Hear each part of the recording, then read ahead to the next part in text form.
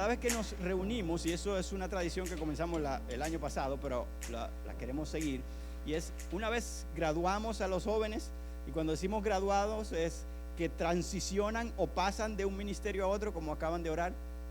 Queremos tener un tiempo juntos con el fin de prepararnos para un tiempo también especial, que es el tiempo de grupos pequeños. Y en ese sentido nos reenfocamos, nos alineamos para ver qué es lo que viene. Y si ustedes recordarán, el año pasado nosotros estuvimos viendo este tema antes de entrar a los grupos pequeños. Y el tema era la estructura más impresionante. ¿Quién se recuerda cuál es la estructura más impresionante? Vocelo. La iglesia. Dios está cerca, pero Dios hizo esa estructura. La iglesia es la estructura más impresionante y recordaremos un poco qué era eso. Y también hablamos del factor 1 por 1. Y ahí hablamos todos los versículos de la Biblia donde se habla de que unos a otros debemos amarnos, perdonarnos, someternos y así sucesivamente. Entonces, en resumen, nosotros recordamos que en esa ocasión, cuando hablamos de la estructura más impresionante, como ya bien dijeron, esa estructura es la iglesia de Cristo. Y se le llama así, estuvimos viendo un pasaje, incluso lo analizamos, por 3 razones. Por su identidad, porque esa estructura, la iglesia, es la familia de Dios. La iglesia de Dios, los llamados fuera para conocer a Dios. Y hablábamos de que no era un edificio, sino una familia. O sea, por eso nos decimos, brother, ¿cómo tú estás, man? Porque somos brothers de verdad, no es chiste, sino que realmente, sister, tú eres mi sister, porque Dios nos hizo familia. Entonces, también por la misión que tenemos, la Biblia dice que tenemos una misión clara y es levantar y proclamar la verdad. Y eso, cuando nos desubicamos y perdemos nuestra identidad primero y segundo nuestra misión, pues la vida cristiana como que parece monótona y sin sentido. Pero cuando estamos claros, espérate, yo estoy aquí por algo, men. Y ese algo es, yo quiero vivir primero, pero después levantar en alto la verdad que yo conozco y proclamarla a todo el mundazo, que pueda saberla. Y por último, entonces, es relevante, es impresionante esa estructura de la iglesia por su mensaje, el evangelio, que salva a los perdidos. Por eso es impresionante, porque ningún otro mensaje, ni ninguna otra estructura, ni edificio, ni familia tiene ese mensaje que no sea la iglesia de Cristo. Y ese mensaje es el que salva a los perdidos. Y por eso somos relevantes. Entonces eso fue lo que hablamos en ese tiempo, en esa ocasión. Pero en el factor 1 por 1, nosotros estuvimos hablando de que tenemos un llamado a vivir unos por los otros. Y hicimos una lista larguísima, incluso hay 56 versículos donde sale esa frase. Pero la resumimos en 4. Estamos llamados a la unidad y para eso, para ser uno, necesitamos amarnos, necesitamos perdonarnos, necesitamos soportarnos, aceptarnos, etc. También estamos llamados a la hospitalidad, sed hospitalarios los unos con los otros. Estábamos revisando en ese tiempo. Incluso Pablo dice que en ese momento de tú ser hospitalario, debes como dejar a un lado el ser murmurador. Y uno se preguntaba, ¿verdad? ¿Por qué hospitalario y murmurador? Bueno, porque cuando tú eres hospitalario y comienzas a meter gente a tu casa o a tratar bien a la gente, a veces la gente se pasa un ching y quiere aprovecharse. Entonces tú tienes que, espérate, no comienzas a murmurar y decir, ¿y cuándo es que esta gente se va de esta casa, man? No, tranquilo. Sé hospitalario, recíbelo como el Señor te recibió a ti. Y también unos a otros edificándonos, o sea, ayudándonos a tener la imagen de Cristo y a la devoción, o sea, a buscar a Dios, a seguir a Dios, a adorar a Dios con pasión. Ese es el llamado de nosotros los creyentes. Y por eso estuvimos viendo eso en aquella ocasión. En el día de hoy nosotros vamos a hablar un poco de menos para más. ¿Qué rayos es eso, Joel? Bueno, voy a resumirlo de esta forma. Vamos a hablar un poco de historia de la iglesia muy básica y a la vez matemática básica. Vamos a mezclar esas dos cosas y a ver qué sale. Menos para más. Ustedes van a ver que eso es algo muy sencillo. Primero, nosotros reconocemos que al inicio, cuando Jesús vino, llamó a 12 discípulos, ¿sí o no? Esta es la pintura famosa. ¿Quién hizo esa pintura? Lo duro aquí. No lo dice, ya sabe, pero no lo dice. Mira. Leonardo da Vinci, muy bien. Obviamente es una réplica muy mala, pero ese es la Santa Cena, ¿verdad? El de Lord's Supper en ese momento, la Cena del Señor. Y allí estaban los 12 discípulos. Pero al inicio eran esos 12. Después la Biblia dice, y Jesucristo le dice, aguántense ahí, que viene el Espíritu Santo. ¿Ustedes saben cuántos estaban ese día que vino el Espíritu Santo?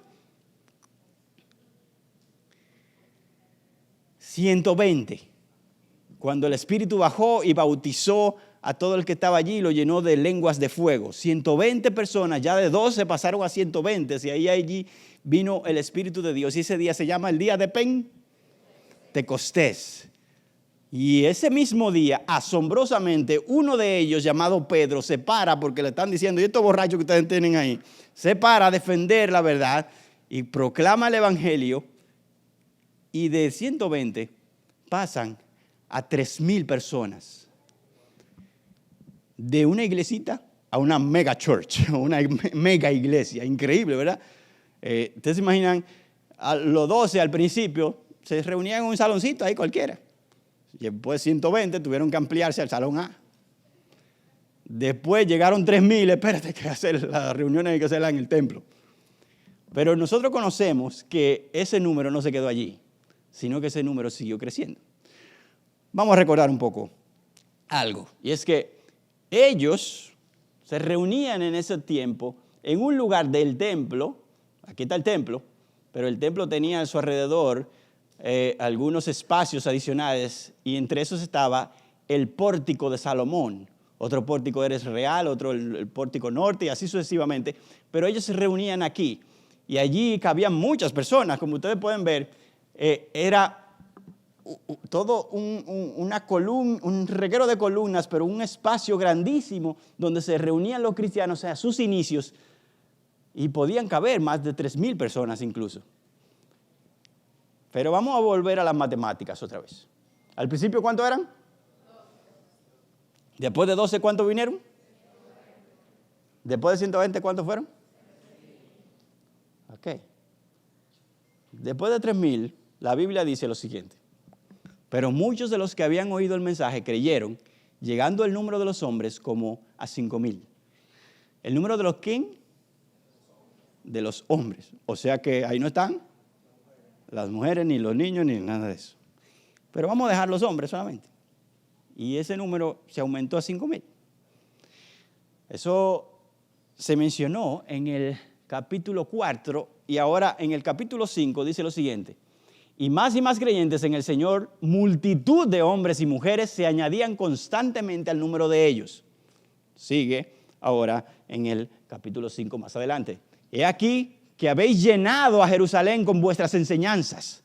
O sea que toda un pueblo, una ciudad había sido llenada de la enseñanza de los apóstoles.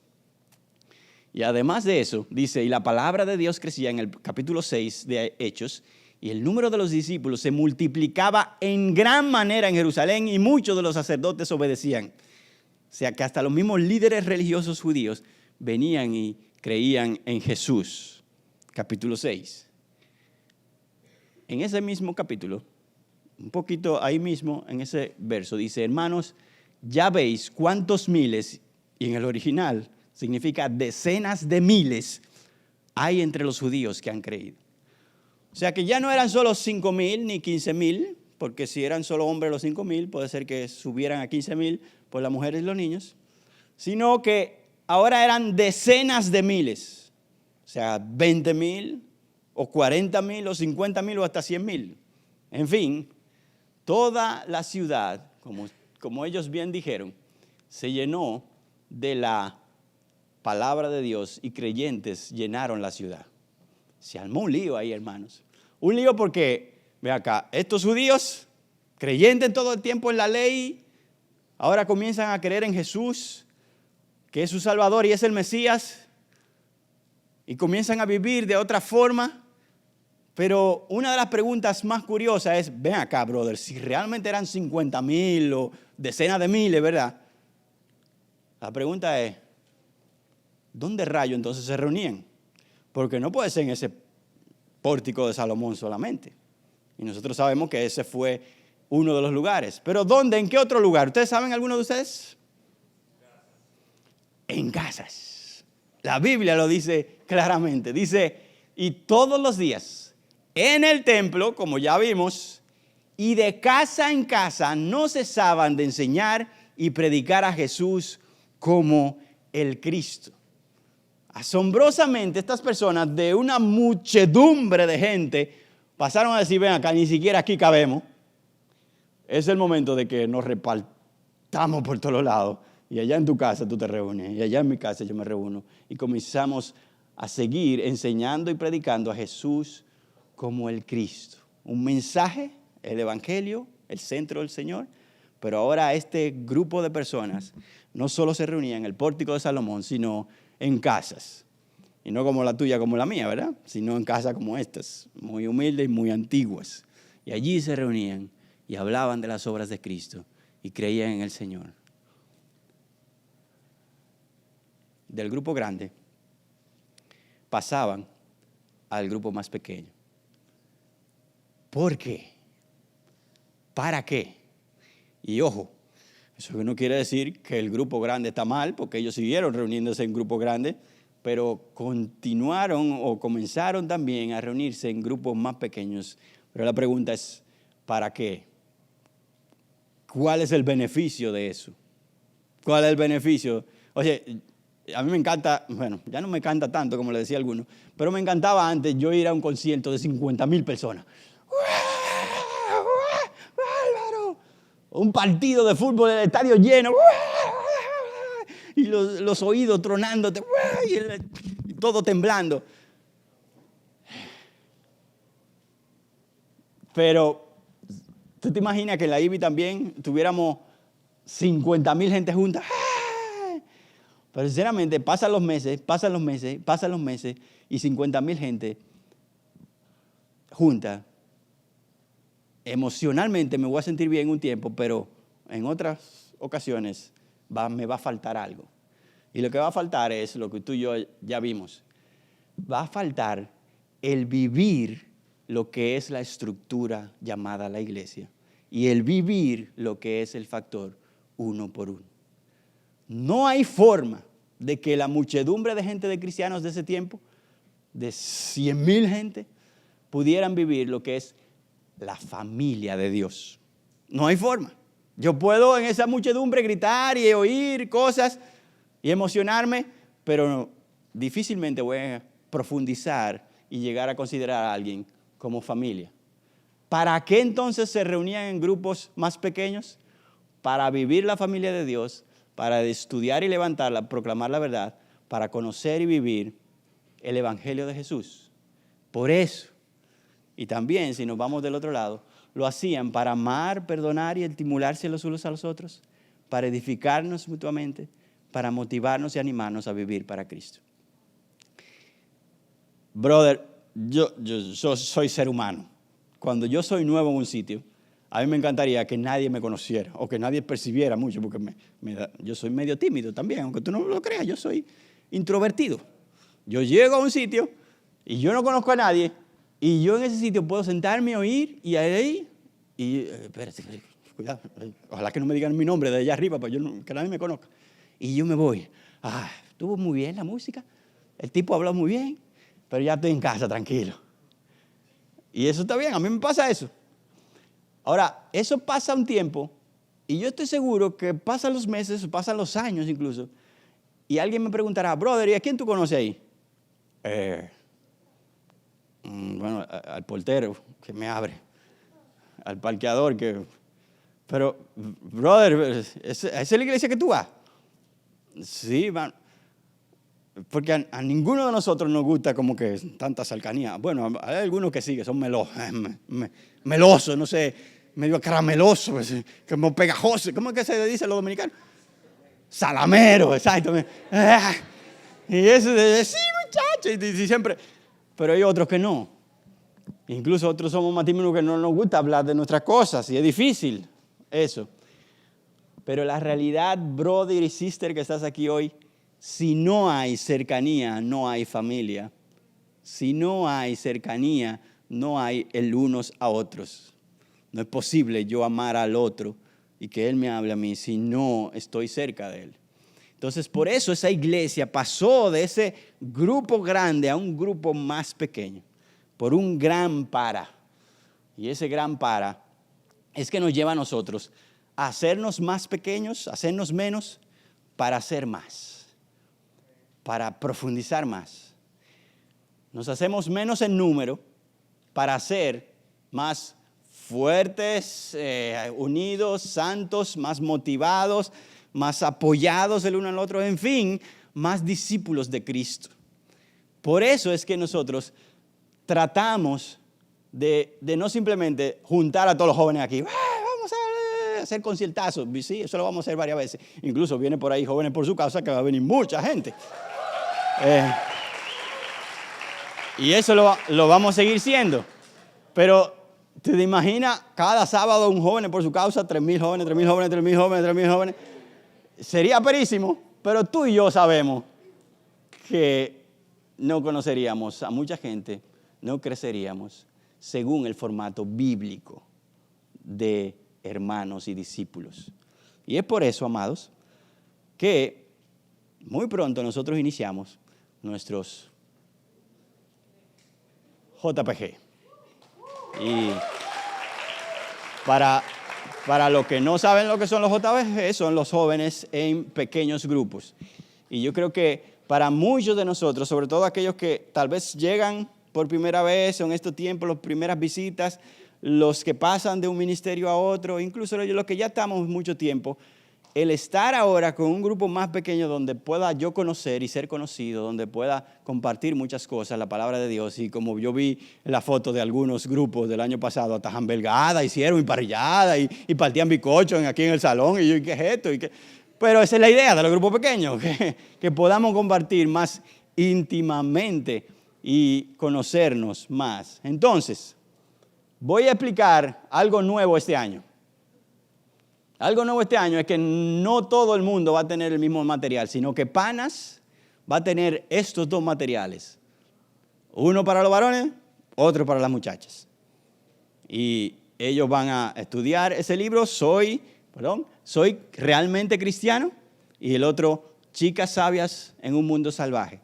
Entonces, los Panas van a dividirse en esos grupos y van a estudiar cada uno esos libros.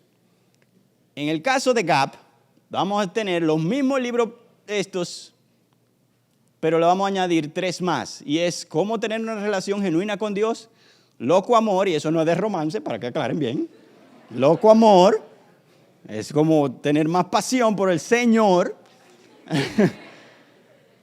Y también el libro Caminando con Jesús, de este autor. Entonces, en este caso, este libro pueden elegirlo varones y hembras. Eso no quiere decir que los grupos van a ser de ambos, sino que pueden elegirlos ambos. Este libro solamente lo pueden elegir las chicas, como alguien hace 2 semanas que eligió ese libro y era un varón llamado, no lo voy a decir, pero ese es solo para chicas.